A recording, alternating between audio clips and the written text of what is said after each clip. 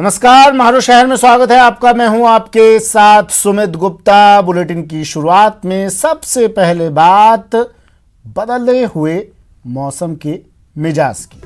प्रदेश में आज एक बार फिर कई इलाकों में मौसम का मिजाज बदल गया। अचानक आसमान में बादल छा गए और कई इलाकों में बारिश का दौर शुरू हो गया। इतना ही नहीं, कोटा चूरू में रुक रुक कर बादलों की गर्जना के साथ बारिश हो रही है। बारिश की वजह से तापमान में भी अचानक गिरावट आ गई। इससे लोगों को गर्मी से राहत भी मिली है।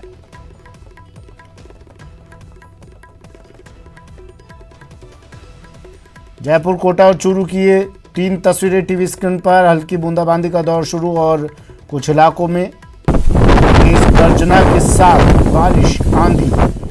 जयपुर में मौसम का मिजाज बदल चुका है। राजधानी जयपुर में आसमान में बादलों की वजह से अंधेरा छा गया है। तेज धूल भरी हवाओं का दौर भी चल रहा है। कुछ इलाकों में बिजली भी गुल है।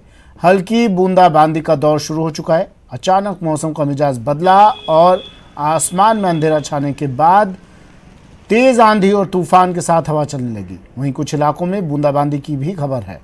आंधी तूफान की वजह से जयपुर के कई इलाकों में बिजली गुल हो गई। राजधानी और उसके आसपास के इलाकों में मौसम पूरी तरह बदल गया है। ये तस्वीरें टीवी स्क्रीन पर।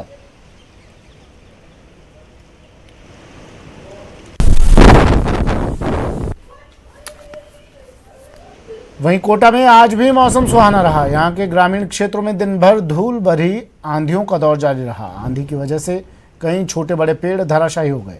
हालांकि बारिश से तापमान में गिरावट भी आई है।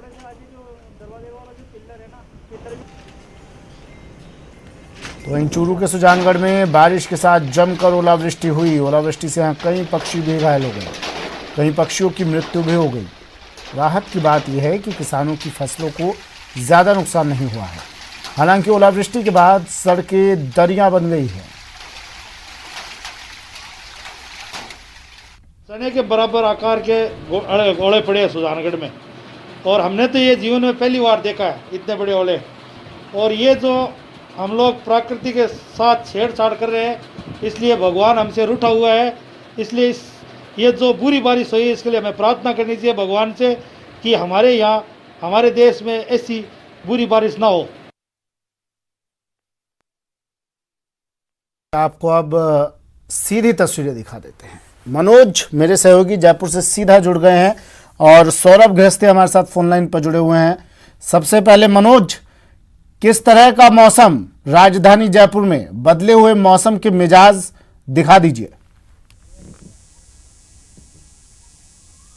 बिल्कुल सुमित, आज जो है शाम होते होते मौसम ने जो है करवट ली और उसके बाद जो मौसम का मिजाज बदला है, उसमें जहां धूल भरी आंधियां चलनी शुरू हो गई थी और अब जो है राजधानी की बात करें जयपुर की, तो यहाँ पर हल्की बूंदाबांदी हो रही है। शहर के कई इलाकों में जो है बूंदाबांदी शुरू हो चुकी है और इसके चलते अब मौसम में जो है ठंडक घुलने लगी है। और आपको बता दें कि मौसम विभाग जो है उसने भी चेतावनी दी है कि आने वाले 2 घंटे जो है वहाँ पर कई जिले, बात करें जयपुर हो, चाहे नागौर हो, अजमेर हो, टोंक हो, सीकर हो, यहाँ पर जो है 50 से 70 किलोमीटर की स्पीड से जो है और तेज़ हवाएं चल सकती है। इसी मौसम विभाग ने जानकारी दी है। बात आप सुमित बताएं कि मौसम की, तो आप ये देखिए मौसम काफ़ी सुहाना हो चुका है। थोड़ी देर पहले ये हल्की बूंदाबांदी हुई थी, उसके बाद जो है अब सड़कें भी जो है गीली हो चुकी है। साथ ही साथ आसमान में आप देख सकते हैं कि अभी भी जो है बादल जो है वो बरसने की तैयारी कर रहे हैं। यानी कि लग रहा है कि जिस प्रकार से कल राजधानी में शाम को जो है देर रात 8-9 बजे बाद जो बारिश हुई थी, आज भी यही आसार लग रहे हैं कि हो सकता है कि आज भी फिर से राजधानी में जो है इंद्र देवता एक बार जमकर बरस सकते हैं। जी सुमित। सौरभ, मौसम के बदले हुए मिजाज की तस्वीरें तो हमने दिखा दी, लेकिन इसका असर किसानों पर कितना पड़ने वाला है? बेमौसम बरसात, ओले। देखिए, मैं आपको बता दूं कि पहले तो मौसम का एक बदलने का बड़ा कारण ये है कि प्रदेश में पश्चिम विक्षोभ जो है वो सक्रिय है और अरब सागर से आने वाली जो नमी है उसके कारण से, और राजस्थान में ऊपरी हवाओं का परिसंचालन चल रहा है, जिसके चलते पिछले 4-5 दिनों से लगातार मौसम जो है वो बदला हुआ है। और अगले 3 घंटों में भी मौसम विभाग ने साफ किया है कि जयपुर, अलवर, अजमेर, पाली, राजसमंद दौसा, झुंझुनू, भरतपुर, बूंदी, चूरू, सीकर, चित्तौड़गढ़, यानी प्रदेश के अधिकांश हिस्सों में जो है वो अगले 3 घंटों में जो है वो मौसम और भी बदल सकता है। और जिस प्रकार की धूल भरी हवाएं चल रही थी राजधानी जयपुर समेत कई हिस्सों में, और ओलावृष्टि और जो है वो बारिश भी हो सकती है। लेकिन इसमें 2-3 नुकसान भी जो है वो सामने आ रहे हैं। पिछले दिनों देखने को मिला था कि कई इलाकों में बिजली के पोल जो है वो धराशायी हो गए थे, जिसके चलते बिजली विभाग को काफी नुकसान जो है वो हुआ था। और अभी भी जिस प्रकार की हवा चल रही थी, बताया जा रहा है कि करीब 70 किलोमीटर प्रति घंटा की स्पीड से जो है हवाओं का दौर देखने को मिला था। उससे भी कुछ नुकसान की आशंका जो है वो बनी हुई है। हालांकि किसानों के लिए वैसे, क्योंकि इस वक्त फसलें ज्यादातर हिस्सों में कट चुकी है, इसलिए ज्यादा नुकसान की बात नहीं है। लेकिन जहां पर फसलें जो है वो खेतों में पड़ी हुई है, वहां किसानों को मुश्किल जरूर रह सकती है। और मौसम विभाग का ये भी कहना है कि शुक्रिया सौरभ तमाम जानकारी के लिए। मनोज, आपका भी शुक्रिया तमाम तस्वीरें दिखाने के लिए, जानकारी के लिए। तो जयपुर में और प्रदेश भर में मौसम के बदले हुए मिजाज। अब उन 7 संभागों की बात कर लेते हैं जहां हमारी इस लॉकडाउन में पूरी तरह से नजर बनी हुई है। टीवी स्क्रीन पर जयपुर, कोटा, उदयपुर, भरतपुर, अजमेर, जोधपुर, बीकानेर की तस्वीरें आप देख रहे हैं। प्रदेश में कोरोना मरीजों की संख्या में लगातार इजाफा हो रहा है, मौत के आंकड़े भी बढ़ रहे हैं। आज प्रदेश में कहां तक पहुंचा कोरोना का आंकड़ा, बने रहिए हमारे साथ। हम आपको हर एक खबर से रूबरू करवाएंगे और लिए चलते हैं आपको अपने सहयोगियों के पास, जानते हैं कैसा है उनके शहर में कोरोना का ग्राफ। प्रदेश में कोरोना का संकट थमने का नाम नहीं ले रहा है। बात करें आज की तो प्रदेश भर में कोरोना पॉजिटिव की संख्या दोपहर 2 बजे तक 3240 तक पहुंच गई है। इसके साथ ही आज जालोर में भी कोरोना ने दस्तक दी है। दरअसल आज जालोर में 3 कोरोना के पॉजिटिव आने के चलते अब प्रदेश के 30 जिलों तक कोरोना पहुंच गया है। इसके साथ ही प्रदेश भर में अब तक कोरोना के चलते 92 लोगों की मौत हो चुकी है। बात राजधानी की करते हैं तो यहाँ पर आज जयपुर में 27 नए पॉजिटिव केस सामने आए हैं, जिसमें साथ ही साथ एक व्यक्ति की मौत भी हुई है। यानी कि अभी तक जयपुर के अंदर 51 लोगों की मौत हो चुकी है। वहीं 506 लोगों को रिकवर भी कर दिया गया है, 361 लोगों को डिस्चार्ज किया गया है, 517 अभी भी जयपुर में एक्टिव केस है। कुल 30,761 लोगों की सैंपलिंग अभी तक हो चुकी है। हालांकि राहत की बात यह है कि 3,240 में से 1,596 की रिपोर्ट जो है वो नेगेटिव आई है। वहीं ठीक होने पर 1,131 मरीजों को घर भी भेज दिया गया है। यानी कि अब प्रदेश भर में कुल 1,151 एक्टिव केस मौजूद है। जोधपुर जिले में कोरोना संक्रमित मरीजों की रफ्तार कम होने का नाम नहीं ले रही। आज शहर में 32 नए कोरोना मरीज सामने आए हैं। जोधपुर सीएमएचओ से जारी रिपोर्ट के अनुसार शहर के 32 मरीजों में कोरोना संक्रमण की पुष्टि हुई है। लेकिन शहर में चौंकाने वाली बात ये सामने आई है कि कोरोना ने बीएसएफ इलाके में दस्तक दे दी है। जोधपुर बीएसएफ के इलाके में करीब 30 जवानों में कोरोना संक्रमण की पुष्टि हुई है। हालांकि ये तमाम जवान दिल्ली से जोधपुर पहुंचे हैं और दिल्ली के जामिया स्थित चांदनी चौक में ये जवान ड्यूटी दे रहे थे। वहीं पे कुछ जवान कोरोना संक्रमित पाए गए तो बीएसएफ प्रबंधन ने इन तमाम 57 जवानों को जोधपुर के क्वारंटाइन सेंटर में भेज दिया और यहीं पे वो आइसोलेट थे। लेकिन बीएसएफ प्रबंधन ने एम्स से इन तमाम बीएसएफ जवानों की जब जांच कराई तो उसमें से 30 जवान कोरोना पॉजिटिव सामने आए हैं। हालांकि कोरोना पॉजिटिव सामने आने के बाद बीएसएफ के 30 जवानों को एम्स में भर्ती करा दिया गया है और वहां पे उनका इलाज जारी है। लेकिन शहर में तमाम इलाकों से लगातार मरीज सामने आ रहे हैं, इसको लेकर प्रशासन चिंता में है। शहर में आज 32 नए मामले सामने हैं। इस लिहाज से जोधपुर शहर में मरीजों की संख्या 826 पहुंच चुकी है। ये एक चिंता की बात ये भी है कि अगर ईरान और बीएसएफ के जवानों को मिलाएं तो यह आंकड़ा 855 तक पहुंचता है। लेकिन जोधपुर शहर के लोकल मरीजों की बात करें तो शहर में 796 स्थानीय लोगों में कोरोना संक्रमण की पुष्टि हुई है। लेकिन एक बात और है कि यहाँ पे अब तक 15 मरीजों की मौत हो चुकी है। पिछले एक सप्ताह की बात करें तो अब तक 7 मरीजों ने कोरोना संक्रमण से मौत का सामना किया है, उनकी मौत कोरोना संक्रमण से हुई है। लेकिन तमाम प्रयासों की बात प्रशासन की बात करें, प्रशासन ये दावा कर रहा है कि लगातार शहर में सैंपलिंग हो रही है और वही कारण है कि ये लगातार आंकड़े बढ़ रहे हैं। खास तौर पे जोधपुर का शहर का भीतरी इलाका, भीतरी शहर का जो परकोटा है वो रेड जोन नहीं डेंजर जोन बन चुका है और तमाम इलाकों से लगातार मरीज सामने आए हैं। कल घोड़ा का चौक, कबूतरों चौक से बम्पर मरीज सामने आए थे और आज भी उन्हीं इलाकों से मरीज सामने आए हैं। तो यानी बेहतरी शहर अब डेंजर जोन बन चुका है। हालांकि प्रशासन ये दावा कर रहा है कि शहर में लगातार सैंपलिंग हो रही है और लगातार सैंपलिंग का ही नतीजा है। कोटा से आज राहत की खबर के साथ मैं शुरुआत कर रहा हूं, क्योंकि आज कोई भी पॉजिटिव रोगी कोटा में सामने नहीं आया है। यानी जो पॉजिटिव रोगियों का आंकड़ा 221 था वहीं पर आज रुक गया है। वहीं अगर मरने वालों की हम बात करें तो अब तक 9 मौत कोटा में हो चुकी है। इसके अलावा चिकित्सकों की मेहनत लगातार कोटा में रंग ला रही है। आज फिर 6 और रोगियों को अस्पताल से छुट्टी दे दी गई है, क्योंकि स्वस्थ होने के बाद कोटा से लगातार अस्पताल से डिस्चार्ज करने का सिलसिला भी जारी है और 106 रोगियों को अब तक अस्पताल से छुट्टी दी जा चुकी है। इस बीच यूडीएच मंत्री शांति धारीवाल भी आज कोटा पहुंचे हैं। वो अधिकारियों के साथ शाम को एक मीटिंग करेंगे। कोरोना को बचाव को लेकर किस तरह के इंतजाम है और क्या क्या और ठोस कदम उठाए जा सकते हैं, इन तमाम चीज़ों पर चर्चा करेंगे। तो वहीं बिहार के स्टूडेंट्स का कोटा से लौटने का सिलसिला लगातार जारी है।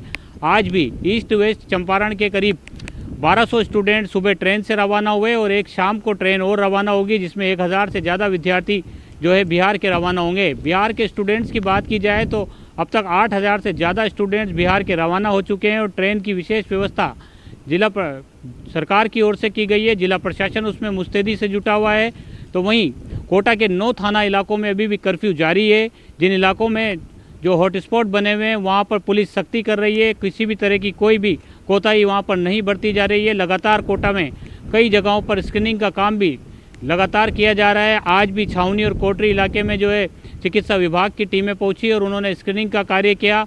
इसके साथ साथ कल इटावा क्षेत्र में जो आंधी तूफान से जो तबाही हुई थी, उसके बाद स्थानीय जो विधायक हैं पीपलदा के राम नारायण मीणा, आज वो अपने क्षेत्र में पहुंचे, ग्रामीणों के बीच पहुंचे और जो नुकसान हुआ उसका जायजा लिया और हर संभव मदद का उनको भरोसा दिलाया। इस बीच कोटा में कोरोना पॉजिटिव रोगियों की तादाद में लगातार इजाफा हो रहा है, लेकिन आज बड़ी राहत की खबर ये रही है कि एक भी रोगी जो है सामने नहीं आया है, क्योंकि 300 के करीब सैंपल एक दिन में लगाए जाते हैं और उसमें जो सुबह और शाम को जो रिपोर्ट आई है उसके मुताबिक अभी तक कोई भी पॉजिटिव रोगी सामने नहीं आया है। यानी आंकड़ा 221 के करीब जो है वो वहीं पर टिक गया है। ये राहत की बात है। इसके साथ साथ जो डिस्चार्ज हो रहे हैं रोगी, वो भी राहत की बात है। 100 से ज़्यादा रोगी, 106 रोगी अब तक डिस्चार्ज किए जा चुके हैं। तो वहीं ग्रामीण इलाका सुकेत जो हॉटस्पॉट बना हुआ है, अब तक 2 दर्जन से ज़्यादा सुकेत कस्बे में पॉजिटिव रोगी सामने आ चुके हैं। तो ऐसे में ग्रामीण पुलिस की ओर से अब उस इलाके में और ज़्यादा सख्ती कर दी गई है। लॉकडाउन की पालना करवाई जा रही है। वहीं मॉडिफाइड लॉकडाउन को लेकर के जिस तरह से जिन दुकानदारों को छूट दी गई थी उन पर भी नज़र जिला प्रशासन के अधिकारी रख रहे हैं, तमाम पुलिसकर्मी रख रहे हैं। जरा सी समय सीमा अगर बढ़ जाती है तो उसको दुकानदार को ताकीद किया जाता है। कार्रवाई के लिए भी साफ निर्देश दिए गए हैं। इसके अलावा तंबाकू और दूसरे नशीले पदार्थ बेचने वालों के खिलाफ भी लगातार कार्रवाई की जा रही है। पुलिस की टीमें लगातार इस तरह की कार्रवाई कर रही है। तो क्वारंटाइन जो सेंटर बनाए गए हैं वहाँ पर भी प्रशासनिक अधिकारी और चिकित्सा विभाग की टीमें नजरें रखी हुई है, ताकि क्वारंटाइन में गए हुए लोग बाहर ना आ सकें। तो एक और राहत की खबर कोटा से ये है कि जो मकबरा थाने का पूरा स्टाफ जो क्वारंटाइन पर गया हुआ था, वो सभी 47 पुलिसकर्मी आज काम पर लौट आए हैं। मकबरा थाने के सीआई सहित तमाम पुलिसकर्मियों को आज जब वो थाने पर पहुंचे तो उनका स्वागत किया गया। कोटा में लगातार कोरोना संक्रमण के बीच में राहत की खबरें जो है वो लगातार आ रही है। इससे साफ साबित होता है चिकित्सकों की मेहनत रंग ला रही है। इसके साथ साथ जिला प्रशासन की ओर से जिस तरह के इंतजाम किए गए हैं वो कहीं ना कहीं अब असरदार नज़र आ रहे हैं। जी देखिए, अजमेर की अगर बात की जाए तो अजमेर में कोरोना पॉजिटिव केसेस लगातार रोजाना सामने निकल के आ रहे हैं, लेकिन आज जो 4 नए केसेस निकल के सामने आए हैं उन्होंने प्रशासन की चिंता सबसे ज़्यादा बढ़ाई है। कारण यह है कि जो इन 4 में से 2 जो कोरोना पॉजिटिव केसेस निकल के सामने आए हैं, जो एक अजमेर के लोहा खान इलाके का है, जो नर्सिंग कर्मी हैं और पिछले 1 महीने से कोरोना वार्ड में ही जो संक्रमित मरीज हैं उनके इलाज में लगा हुआ था, वो नर्सिंग कर्मी की रिपोर्ट पॉजिटिव आई है। इसके अलावा एक जो है वो किशनगढ़ उपखंड के गांधीनगर पुलिस थाने के गूथली गांव का रहने वाला एक व्यक्ति है, जो 45 साल उम्र बताई जा रही है और जो भोपा का काम करता था। इन 2 के पॉजिटिव रिपोर्ट ने प्रशासन की सबसे ज़्यादा चिंता इस लिहाज से भी बढ़ाई है, क्योंकि जो गूथली गाँव में जो व्यक्ति कोरोना पॉजिटिव पाया गया है उसके पास कई ग्रामीण जो है इस लॉकडाउन पीरियड में भी अपना इलाज, झाड़ फूँक का इलाज कराने आते थे। तो अब ये पता करने में चिकित्सा विभाग की टीम और पुलिस की टीम लगी हुई है कि पिछले 15 दिनों में ऐसे कितने लोग थे जो इस भोंपे के संपर्क में आए थे और उन सब लोगों की जो है ट्रेसिंग, कॉन्टैक्ट ट्रेसिंग करने का काम शुरू कर दिया गया है। इसके अलावा जो नर्सिंग कर्मी पॉजिटिव पाया गया है उसको भर्ती कर लिया गया है। उसके संपर्क में जितने भी लोग थे उनको भी एहतियात के तौर पर जो क्वारंटाइन करके उनकी स्क्रीनिंग की गई है। सबके अलावा अगर बात की जाए तो सबसे बड़ी खबर निकल के वो यही निकल के आई है कि लगातार जो मरीजों की संख्या बढ़ रही है, उसके बाद अजमेर में कुल पॉजिटिव मरीजों की संख्या 181 हो गई है। इनमें से एक की उपचार के दौरान मृत्यु हो गई है और 50 जो हैं वो ठीक हो चुके हैं। तो जो कुल एक्टिव केसेस अजमेर में हैं वो 130 मरीजों के हैं। इसके अलावा जो प्रमुख खबर आज छाई रही वो रही जो नगर निगम के जो पार्षद हैं उनका कुछ विवाद चल रहा था निगम प्रशासन के साथ, क्योंकि जिस तरह से राहत सामग्री के वितरण को लेकर वो अपने पार्षद कोष से 2-2 लाख रुपए दे रहे थे, उसके बावजूद भी उनका यह आरोप था, कई पार्षदों का यह आरोप था कि निगम प्रशासन की ओर से उन्हें राशन सामग्री उपलब्ध नहीं हो पा रही है। तो प्रभारी सचिव भवानी सिंह देथा ने आज निगम के आला अधिकारियों और पार्षदों के साथ एक महत्वपूर्ण बैठक की और उस बैठक में यह तय किया गया कि जो 10-10 किलो के 100 आटे के कट्टे हैं वो हर पार्षद को मुहैया कराए जाएंगे। तो इसके अलावा बात की जाए तो करीब 22 लाख लोगों की स्क्रीनिंग चिकित्सा एवं स्वास्थ्य महकमा अब तक अजमेर में कर चुका है और करीब 34,000 लोगों को होम क्वारंटाइन किया गया है। प्रवासी मजदूर लगातार जो है उनके लौटने का सिलसिला जारी है, कुछ प्रवासी मजदूर पहुंच भी रहे हैं। आज करीब 25 से 30 ऐसे प्रवासी मजदूर थे जो उत्तर प्रदेश और मध्य प्रदेश के थे, जो सोजत से चलकर अजमेर पहुंचे थे। और जब उनसे पूछा गया कि वो यहाँ क्यों और कैसे पहुंचे हैं तो उन्होंने कहा गया कि सोजत में जो उनके फैक्ट्री मालिक थे उन्होंने उन्हें वहाँ से निकाल दिया था और किसी तरह से वो अजमेर पहुंचे। यहाँ पर जब प्रशासन को सूचना मिली तो उनको एहतियात के तौर पर उनकी स्क्रीनिंग की गई। स्क्रीनिंग के बाद उन्हें शेल्टर होम में शिफ्ट कर दिया गया है। इस सब के अलावा जो रोजेदार है उनकी भी तीमारदारी यहाँ पर पर्याप्त रूप से की जा रही है। खासतौर से दरगाह के इलाके में जो अधिकारी हैं वो लगातार पेट्रोलिंग कर रहे हैं और इफ्तारी में किसी तरह की और सहरी में किसी तरह की दिक्कत न हो इसको लेकर लगातार जो राशन सामग्री है, फल फूल सब्जी, इन सब की जो वितरण व्यवस्था है उसको सुनिश्चित रखे हुए हैं और कोशिश यही की जा रही है कि इस लॉकडाउन के पीरियड में किसी तरह की कोई परेशानी निकल के सामने नहीं आए। औद्योगिक इकाइयाँ हैं जो करीब 300 औद्योगिक इकाइयाँ हैं अजमेर में, वो शुरू हो चुकी हैं। तो इस लिहाज से अर्थव्यवस्था थोड़ी बहुत पटरी पर लाने का प्रयास जो है वो किया जा रहा है। इस सब के अलावा जो शराब की दुकानें खुली है वहाँ पर जो प्रॉपर सोशल डिस्टेंसिंग की पालना की जा रही है। कहीं से भी किसी तरह की कोई अप्रिय समाचार अभी तक नहीं प्राप्त हुए हैं पिछले 3 दिनों में, जब से शराब की दुकानें खुलना शुरू हुई है। मोटे तौर पर कहा जाए तो कोरोना पॉजिटिव्स की संख्या लगातार बढ़ रही है और टेस्टिंग को लेकर जो है बहुत जल्द अजमेर में टेस्टिंग की कैपेसिटी को भी बढ़ाया जाएगा।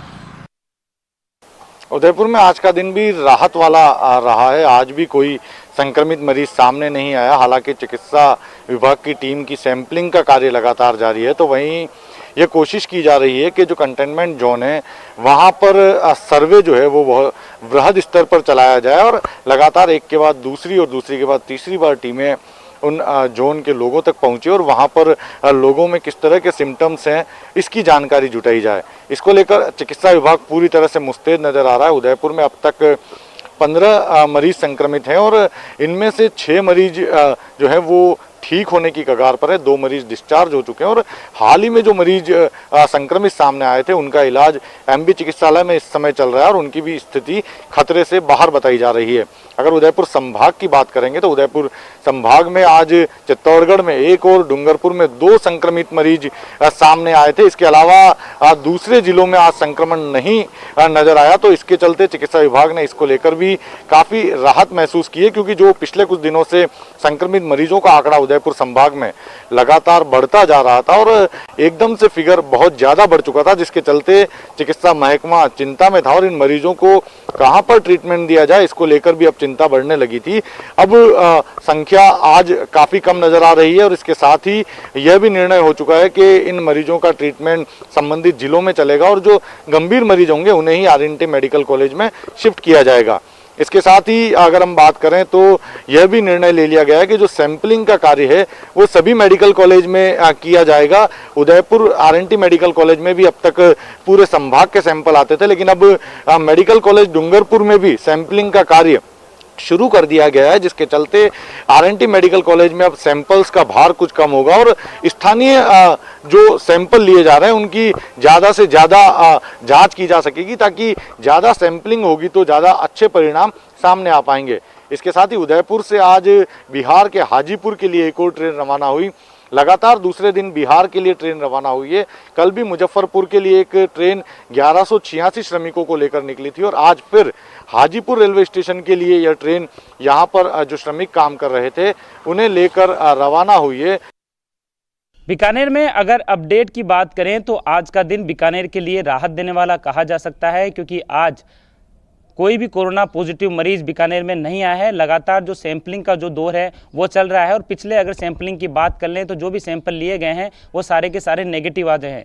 वहीं आपको बता दें कि बीकानेर में अभी तक 38 जो पॉजिटिव मामले सामने आ चुके हैं, जिसमें से 36 लोगों की जो रिपोर्ट है वो पॉजिटिव से नेगेटिव हो चुकी है, तो वहीं पर एक महिला की मौत हो चुकी है। तो ऐसे में वर्तमान समय की बात करें तो एक महिला जो पॉजिटिव है कोरोना वो यहाँ पर अभी मौजूद है, उसका इलाज लगातार किया जा रहा है। तो वहीं पर जिला कलेक्टर और चिकित्सा विभाग भी पूरी तरीके से मुस्तैदी से काम यहां पर कर रहा है। जिला collector Kumarpal Gautam check post पर पहुंचे और वहां पर उन्होंने पुलिस कर्मियों के साथ बातचीत की। इसके साथ ही उनके लिए सैनिटाइजर की व्यवस्था वहां पर करवाई। किसी तरह की परेशानी न हो इसके लिए उन्होंने पुलिस कर्मियों को निर्देशित किया है कि अगर कोई समस्या आती है तो वो सीधे उनसे बात कर सकते हैं और खास तौर पर अपना ध्यान रखते हुए नियमों की जो पालना है वो भी की जानी चाहिए। इसके साथ ही ऊर्जा मंत्री बीडी कल्ला आज बीकानेर प्रवास पर हैं और आज वो जिला कलेक्ट्रेट पर राशन किट की जो गाड़ियां हैं उन्हें यहाँ पर उन्होंने रवाना किया है। इस दौरान जिला कलेक्टर कुमारपाल गौतम भी उनके साथ रहे। ये जो गाड़ियां राशन किट की जो रवाना की गई है ये सभी जो पश्चिम विधानसभा क्षेत्र में जाएगी और जिस तरीके से जरूरतमंद लोगों के लिए ज़रूरत है,